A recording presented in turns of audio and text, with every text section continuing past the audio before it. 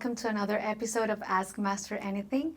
My name is Maria and I am here with Master Sri Akarshana. Namaste, Master. Namaste. Thank you for being here. And thank you all for tuning in. The question that we're going to answer today comes from our Facebook group and is asked by Tochir Banderas. The question is, with the law of attraction, how does one know which action to take? As Master always says, take action. So how does we know which action is the right one to take towards manifestation? Okay, very good question. So there's a few things. Belief is a part of manifestation, meaning if we do not believe in something and there's doubts and fears, that's negative vibration, then it's very hard to attract what we want. When we set out a plan of action, it already strengthens our belief. Because if, for example, you had a goal and you said, I want to manifest money, and then you have no idea how the money is coming in, then obviously there'll be doubts because you'll be thinking, will the universe really drop the cash on my head or how will it work, right? So there will always be that question. So it comes from plan of action. So plan before the action. We cannot just take aimless action. And this is a very good question. How do we plan towards it? Everything do via reverse engineering. So we will reverse engineer the whole process. That's why in our Super Creators program, we teach, what do we call? Straight line manifestation. So what we do, we go from the back end. Let's say, for example, use a simple goal like $1 million. Okay, so let's say $1 million, then we reverse engineer. What else is our goal apart from $1 million? Is there anything else? We say we want to build a YouTube channel, let's say. Okay, so we want to build a YouTube channel, we want to make $1 million. We want to spread a message, we want to make $1 million. These are two things we're seeing as the goal. So it's actually very simple. We would say, okay, to be able to do that, what do I need? I need to obviously make a lot of ad revenue. That could be one thing, right? So I write it down. Ad revenue, I work backwards. Ad revenue could make me money. What else could I do? I could probably do things like do shout outs for people and things like that, and paid sponsorships and things like that. So all these companies can pay me for that. Now my question is, how do I establish this point? Right? So now I work backwards. How do I establish that point? Well, I first need a lot of following. Okay, now how do I build the following online? Well, I must, the question is, are you doing YouTube already, right? If not, you must start a YouTube channel. Do you know how to edit? Do you know how to, are you confident in front of camera? Do you know how to film? Do you know what topics? Do you know how to trend hack? Do you know all these things? If not, learn all those things. So now we put a whole action point together. We know that as long as we action it and we are doing our manifestation practice, our visualization, all this, intentions every day, we will get there, right?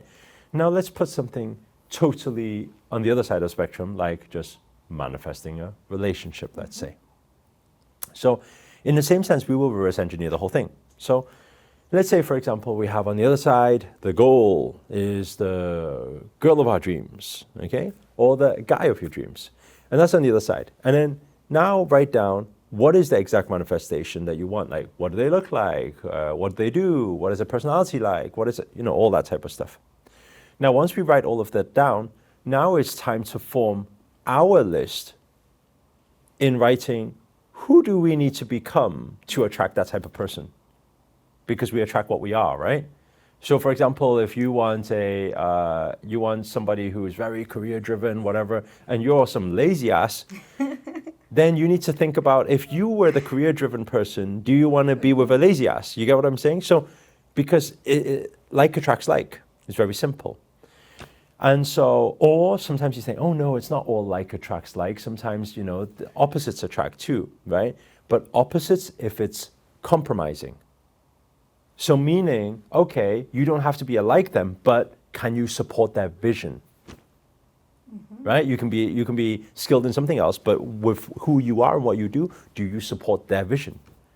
So right now you can write the list of who you need to become, and those are the actions you should be taking right now, building yourself to become that, right? You want somebody with a six-pack bod. Now, when you look in the mirror, how do you see, right? And you put yourself in their shoes and you say, six-pack bod person, are they interested in this shape, right? And so we need to ask that question, right? And some the answer might be, yes, I want to look for a six-pack body who is interested in a different shape, right? So it could be the case, right? But we need to get clear on their perspective, our perspective, what is the manifestation requirement, and we will work towards those actions. So that's how we do it. Great, thank you. Also, like, it's important to keep in mind that every action that we take, once we have that purpose set, then it's easy for us to know, okay, what I am doing right now, is it taking me closer to that goal or That's not? Right. That's right. You have to ask yourself that question, and if the answer is no, then don't go for that action that you are questioning and doing. That's right. But also, maybe we can dig a little bit further on the opportunities that come. Okay, so once you have your goal set, say for example a relationship, and you decide, okay, I'm going to open myself more through social media, for example, and then all of a sudden, build on my communication skills, and then all of a sudden you start receiving opportunities. So a lot of friend requests, a lot of different invitations. So how would you recommend people to detect that the opportunity is good for them? You mean that it is the love of their life? No, meaning in whatever way, like opportunities show up when you have something in your mind. How do you know that the opportunity is good for you? So, well, this is based on intuition then. So this needs to be good feeling. But our mind must be silent if we're using intuition as a detector, because our mind can distort what we think is intuition. So as long as we are not thinking, but we're feeling, and if it feels right, then that is the universe pulling you towards that thing. If we are thinking it, that's pre-programmed. So less thought, more practice in meditation, more practice in silencing the mind, and more practice in following heart, gut instinct. Yeah, that's true. Because what you're saying is sometimes, I don't know if the people who are listening to this video have gone through something like this before, but you feel that your gut is telling you something, and sometimes that gut feeling was not completely right. So maybe you had a feeling from someone you were just meeting, and then you get to know that person, and it ended being somebody really nice and really important in your life. But before it was not, you were not feeling that. So that's just mind stimulated from past. That's all. Exactly. So it's very important for us to understand where that emotion and that feeling is coming from. And I think another important thing as well is, I mean, taking action towards something is good, and opportunities coming our way is good. Now, the part comes where the opportunity is laid out in front of us, and let's say, for example, we cannot get confused by mind, because sometimes the opportunity will be uncomfortable. And why I'm saying that is because you are wanting something that you do not have. That is your manifestation, right? And when you are wanting and you're pursuing something that you do not have, it means you have not been down the journey to acquire the thing that you do not have. And if you've never been down that journey before, for sure, it'll be new things and it'll be uncomfortable. We cannot misunderstand that uncomfortable feeling for my gut feeling is telling me not to do so, right? It's just like if we rewind, everybody who knows how to drive, at one point they decided they want to learn how to drive. In their first driving lesson, I don't believe anybody's gut feeling was, oh my God, this is so for me, because probably it's panic, left, right, mirror, left hand, left foot, everything.